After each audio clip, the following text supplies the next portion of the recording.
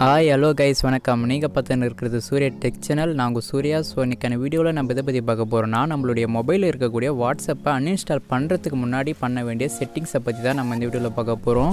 இந்த ட்ரிக் வந்து வாட்ஸ்அப்பை அப்பப்போ அன்இன்ஸ்டால் பண்ணிவிட்டு வேறு வாட்ஸ்அப்பை யூஸ் பண்ணுறவங்களுக்கும், அப்படி இல்லைனா வேறு மொபைல் வாங்கி புதுசாக வாட்ஸ்அப்பை இன்ஸ்டால் பண்ணுறவங்களுக்கும் கண்டிப்பாக யூஸ்ஃபுல்லாக இருக்கும். அப்படி என்ன தான் ட்ரிக் நீ சொல்ல வர அப்படின்னு சொல்லிட்டு கேட்டிங்களான்னா ஒன்றும் இல்லை, சிம்பிள் தான். இது வந்து யூடியூப்பில் ஒரு போஸ்ட் போட்டுருந்தேன். அந்த போஸ்ட் என்னன்னு சொல்லிட்டு பார்த்தீங்கன்னா வாட்ஸ்அப்பில் இருக்கக்கூடிய சாட்டெல்லாம் யாரெல்லாம் பேக்கப் எடுக்க தெரியும், யாருக்கெல்லாம் எடுக்க தெரியாது அப்படின்னு சொல்லிட்டு கேட்டிருந்தேன். இது வரைக்கும் அந்த போஸ்ட்டுக்கு பார்த்தீங்கன்னா 1400 பேர் ஓட் பண்ணியிருந்தாங்க. அதில் பார்த்தீங்கன்னா 59% பார்த்தீங்கன்னா எனக்கு தெரியாது அப்படின்னு சொல்லிட்டு தான் ஓட் பண்ணியிருந்தாங்க.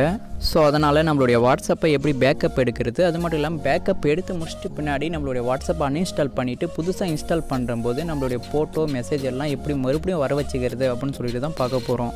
அதாவது வாட்ஸ்அப்பில் டெலீட் ஆன ஃபோட்டோஸ் வீடியோஸ் எல்லாம் எப்படி ரெக்கவரி பண்ணுறது அப்படின்னு சொல்லிட்டு தான் பார்க்க போகிறோம்.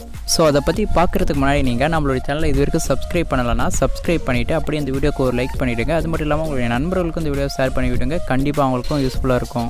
ஸோ இப்போ எப்படி வாட்ஸ்அப்பை பேக்கப் எடுக்கிறது அப்படின்னு சொல்லிட்டு பார்க்கலாம். ஃபஸ்ட்டு உங்களுடைய வாட்ஸ்அப்பை ஓப்பன் பண்ணிக்கோங்க. ஓப்பன் பண்ணிட்டு பின்னாடி மேலே இருக்கக்கூடிய அந்த 3 டாட்டை ப்ரெஸ் பண்ணிங்களான்னா செட்டிங்ஸ் அப்படின்னு சொல்லிட்டு வரும். அதை கிளிக் பண்ணிவிட்டு உள்ளே போனீங்களான்னா சாட்ஸ் அப்படின்னு சொல்லிட்டு ஒன்று கொடுத்துருப்பாங்க. அதை கிளிக் பண்ணிவிட்டு மறுபடியும் உள்ளே போங்க.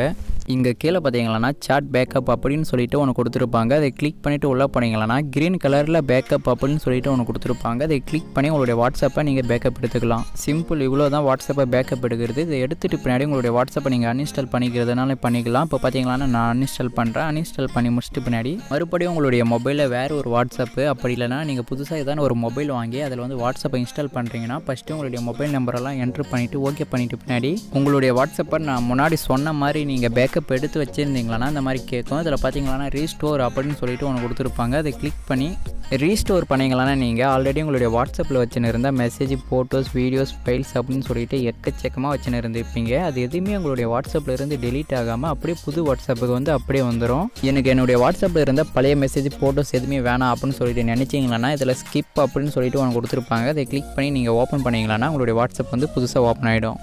ஓகே நண்பா, இப்போ பார்த்தீங்களான்னா நான் ரீஸ்டோர் தான் கொடுத்தேன். அதனால் என்ன ஆச்சுன்னு சொல்லிட்டு பார்த்தீங்கன்னா என்னுடைய வாட்ஸ்அப்பில் இருந்த மெசேஜ், ஃபோட்டோஸ், வீடியோஸ் அப்படின்னு சொல்லிட்டு எல்லாமே அப்படியே வந்துருச்சு. அது மட்டும் இல்லாமல் நான் யார் ஸ்டேட்டஸ்லாம் பார்த்துருக்கேன், யாரெல்லாம் போட்டுருக்காங்க அப்படின்னு சொல்லிட்டு எல்லாமே இந்த இடத்துல வந்துருக்குது.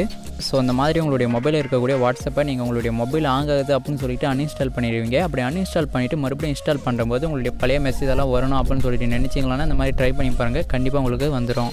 ஸோ எல்லாருமே வாட்ஸ்அப்பை எப்படி பேக்கப் எடுக்கிறது அப்படின்னு சொல்லிட்டு தெரிஞ்சுன்னு இருப்பீங்கன்னு நினைக்கிறேன். ஸோ அந்த வீடியோ பிடிச்சிருந்தால் மறக்காம இந்த வீடியோக்கு ஒரு லைக் பண்ணுங்கள். அது மட்டும் இல்லாமல் நம்ம சேனலை சப்ஸ்கிரைப் பண்ணலன்னா மறக்காம சப்ஸ்கிரைபும் பண்ணிவிடுங்க. ஓகே, பாய்.